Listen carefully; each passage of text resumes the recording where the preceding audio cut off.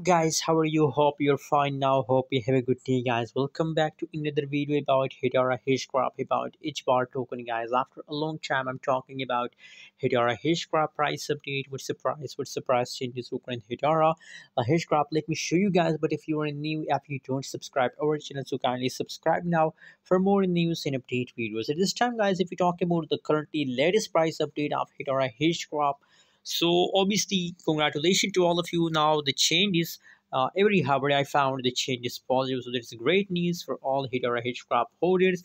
Now the currently price of each bar Hedera Hashgraph is about 0.385967 USD dollar. That is the currently price of Hedera. And other side, if we talk about the changes, and so the change is also positive 0.27%, positive 5.73%. Last 1 week change is about positive 8.12%, guys. So the changes is going unbelievable, guys. That's very great news, and I hope that you're feeling very well about these positive changes.